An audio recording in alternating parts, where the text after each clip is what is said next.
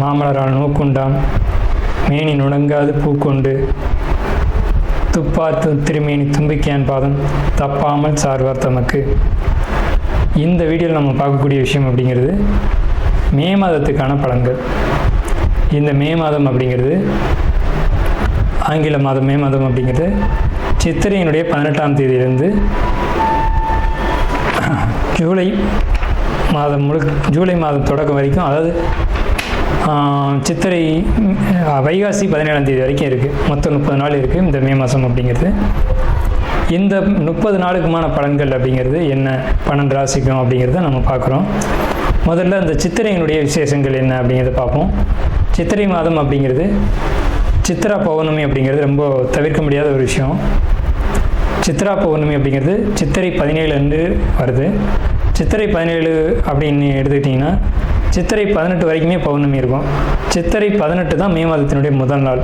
அப்போ இந்த மே மாதம் தொடங்கிறது சித்ரா பௌர்ணமியில் தான் தொடங்குது. ஸோ இந்த மே மாதம் மிகுந்த சிறப்பு வாய்ந்த மாதம் அப்படிங்கிறத நம்ம தெரிஞ்சுக்கணும். இந்த மாதத்தினுடைய கிரக நிலைகள் அப்படிங்கிறது ரொம்ப ரொம்ப ரொம்ப விசேஷமாக இருக்குது.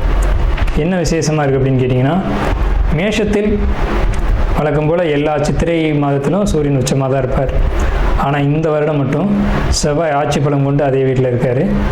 அதே மாதிரி ரிஷபத்தில் புதனும் சுக்கிரனும் 2 நட்பு கிரகங்களும் இணைஞ்சு ஒரு அற்புதமான ஒரு நிலையில், சிம்மத்தில் கேது, அடுத்த நிலையில் பார்த்திங்கன்னா மிதுனத்தில் குரு, அவர் வந்து இந்த மாதத்தில் கடகத்தை நோக்கி பயணிப்பார்.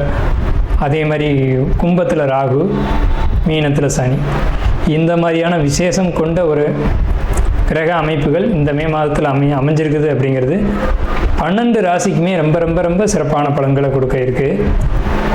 என்ன அப்படின்னு கேட்டிங்கன்னா, 2 சுப கிரகங்கள் அதாவது ஒரு சுப ராசியில், ரிஷபம் அப்படின்றது விசேஷமான ராசி, அங்கே புதனும் சுக்கிரனும் இணைஞ்ச மாதிரி ஒரு மாதம் பிறக்குது அப்படின்னாலே அது விசேஷம்தான். சரி, என்ன மாதிரியான நல்ல பலன்கள் நடக்கும் அப்படிங்கிறத நம்ம பார்ப்போம். இந்த சித்ரா பௌர்ணமியினுடைய விசேஷங்கள் என்ன அப்படின்னு பார்த்தீங்கன்னா, சித்ரா பௌர்ணமி அன்னைக்கு தான் சித்திரகுப்தனுடைய வழிபாடு நடக்கும். சித்திரகுப்தன் அப்படிங்கிறது யாருன்னு கேட்டிங்கன்னா, யமனுடைய அதாவது அசிஸ்டன்ட். இவர் தான் பாவ புண்ணிய கர்மா கணக்குகளை கையில் வச்சக்கூடியவர். ஸோ இவர் வழிபடக்கூடிய நாள் தான் சித்ரா பௌர்ணமி. அது மட்டும் இல்லாது ஒவ்வொரு குடும்பத்திலையும் அந்த குடும்பத்தினுடைய கன்னி தெய்வங்களை வழிபாடு பண்ணக்கூடிய மாதம்தான் சித்ரா பௌர்ணமி. சித்ரா பௌர்ணமி என்று விசேஷமாக அவங்கவுங்க குடும்பத்தில் கன்னி தெய்வங்களை எடுத்து வழிபாடு பண்ணுவாங்க. நம்ம வேணால் கன்னி தெய்வங்களுடைய வழிபாடு எப்படி அப்படிங்கிறத ஒரு தனி வீடியோவை கூட கொடுப்போம். ஸோ கன்னி தெய்வ வழிபாடு அப்படிங்கிறது ரொம்ப விசேஷமானதும் கூட, முக்கியத்துவம் வாய்ந்ததும் கூட. இதில் சித்திரகுப்தனுடைய வழிபாடு ரொம்ப ஒரு அவசியமான விஷயம். அதே மாதிரி திருவண்ணாமலை கிரிவலம், அவரவருடைய குலதெய்வ வழிபாடு. இதில் வந்து ரொம்ப குறிப்பிட்டு பேசணும் அப்படின்னா அன்னதானம் கொடுக்கறது.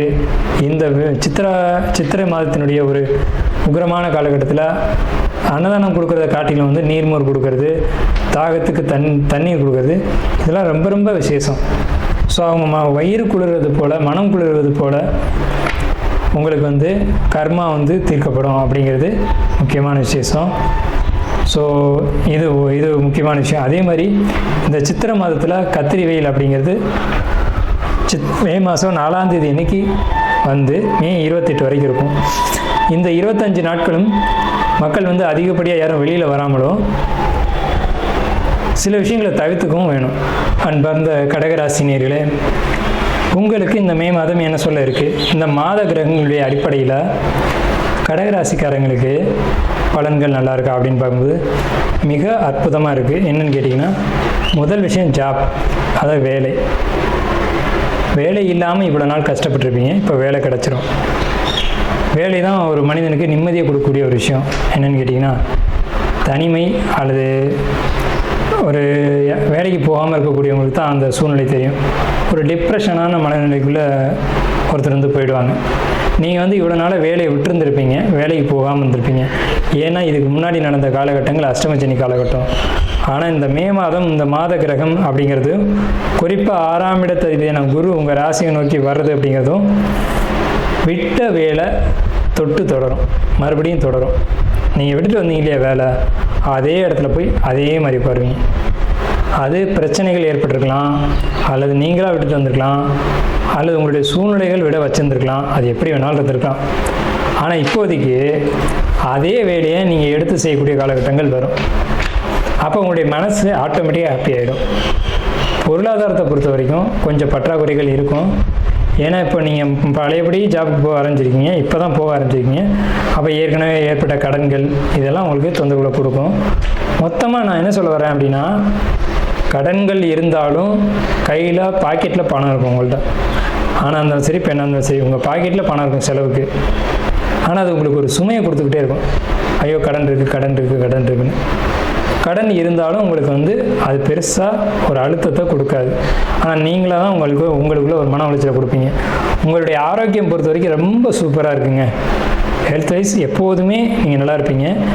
இப்போ இந்த மே மாதத்தில் 4க்கு அதிபதியான புதன் போய் ஆட்சி பெற்ற சுக்கிரனோட இருக்குது அப்படின்றதுனால, புதனும் சுக்கிரனும் ஒன்றா இருக்குது அப்படின்றதுனால ஹெல்த் வைஸ் ரொம்ப சூப்பராக இருக்கும். அதே மாதிரி உங்களுடைய வாழ்க்கை துணையினுடைய உடல் நலமும் உங்களுடைய குழந்தைகளுடைய உடல் நலமும் ரொம்ப சூப்பராக இருக்குது. அதனால் மொத்தமாக குடும்பத்துக்கே சொல்லும்போது எல்லாருக்கும் நல்லா இருக்குது, தொந்தரவுகள் எதுவும் இல்லை. வெளிநாட்டு பயணத்துக்காக காத்திருக்கக்கூடிய கடகராசி அன்பர்களுக்கு வெளிநாட்டு பயணம் நிச்சயமாக உறுதியாக உண்டு. உடல் ஆரோக்கியத்தில் சில பிரச்சனைகள் இந்த கடகராசினியர்களுக்கு உண்டு. என்னென்ன பிரச்சனைகள் அப்படிங்கிறத நான் சொல்லிடுறேன். ஒன்று மூச்சு விடுறதுல சிரமம், அல்லது முதுகு தண்டுவடத்தில் பிரச்சனை, அல்லது வெளியில் சொல்ல முடியாத ஒரு பிரச்சனை, பெரிய பெரிய நோய்கள், அந்த மாதிரியான பிரச்சனைகள் இது இருக்க வாய்ப்பு உண்டு. ஆனால் அதுக்கு சரியான வழிகாட்டி ஒருத்தர் அமைவாங்க. அவங்கள கேட்டு நடந்தீங்க அப்படின்னா கண்டிப்பாக தீர்வு கிடைக்கும். நீங்கள் எதையுமே ரகசியம் வைக்க மாட்டீங்க, இதையும் ரகசியமாக வைக்காதீங்க. அதே மாதிரி தொழில் பண்ணக்கூடிய கடகராசிக்காரங்களை பொறுத்த வரைக்கும் குறிப்பிட்டு சொல்லணும் அப்படின்னா, கட்டுமானத்துறையில் இருக்கக்கூடிய தொழில் பண்ணக்கூடியவங்களுக்கு, கட்டுமானத்துறையில் என்னங்க ஏதாவது கட்டடக்கரையில் இருக்கக்கூடியவங்களுக்கு மிக மிக ரொம்ப அருமையான காலகட்டம். தொழில் லாபமாகவும் தொழில் ஸ்மூத்தாகவும் போகும். லாபமும் போகிறது வேறு, ஸ்மூத்தாக போகிறது வேறு. அந்த லாபம் அப்படிங்கிறது உங்களுக்கு கிடைக்கும். தொழில் பிரச்சனைகள் இல்லை, தொழிலில் வெற்றி உண்டு. அந்த வெற்றி இருக்குது அப்படின்றதுனால மனக்கவலைகள் உங்களுக்கு விலகிடும். அதே மாதிரி உங்களுக்கு குருபலன் கிடைக்குது அப்படின்றதுனால திருமணத்துக்காக வெயிட் பண்ணக்கூடிய கடகராசிக்காரங்களுக்கு திருமண அமைப்புகள் கூடி வரும், குழந்தை அமைப்புகள் கூடி வரும். குழந்தை வேணும்னு ஏங்கிட்டு இருப்பீங்க கடகராசிக்காரங்க, இந்த காலகட்டத்தில் மே மாதத்தில் குழந்தை அமைப்புகள் கூடி வரும். ஸோ அதுக்காக ட்ரை பண்ணுங்கள். அதே மாதிரி கடகராசிக்காரங்களை பொறுத்த வரைக்கும் 8ல் ராகு இருக்குது, 2ல் கேது இருக்குது அப்படின்றதுனால சட்டத்துக்கு புறமான வகையில் வருமானம் தேடாதீங்க. அது பிரச்சனைகள் எடுத்து விட்டுரும். இந்த லாட்ரி, கேம்லிங் இது போன்ற விஷயங்கள் எல்லாமே நிச்சயமாக ஒரு பிரச்சனையை கொடுக்கும். ஸோ அதனால் அந்த மாதிரியான விஷயங்களில் ஈடுபடாதீங்க. ஸோ சட்டப்படி எதை ஒன்று செஞ்சாலும் செய்யுங்க. உடல் ஆரோக்கியத்தை பொறுத்த வரைக்கும் ரொம்ப சூப்பராக இருக்குது. உடல் ஆரோக்கியத்தில் பிரச்சனைகள் எதுவும் இல்லை.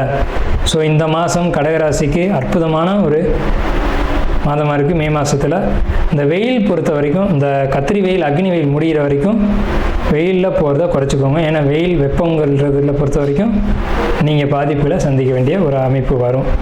நாம் இதுவரைக்கும் பார்த்த ராசி பலன்கள் எல்லாமே பொதுவான ராசி பலன்கள் தான், 12 ராசிக்குமே. அப்போது உங்களுடைய தனிப்பட்ட பிறப்பு ஜாதகம் அப்படிங்கிறது உங்கள் ஜாதகத்தில் தனிப்பட்ட பலன்களை கையில் வச்சுருக்கோம்.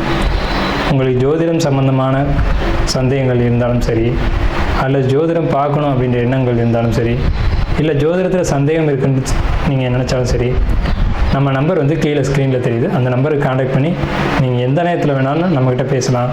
இல்லை ஜாதகம் பார்க்கணும் அப்படின்னாலும் நீங்கள் அப்பாயின்மெண்ட் வாங்கிட்டு எப்போ வேணாலும் நம்மளை காண்டாக்ட் பண்ணி ஜாதகம் பார்த்துக்கலாம். நன்றியும் வாழ்த்துக்களும். வாழ்க வளமுடன்.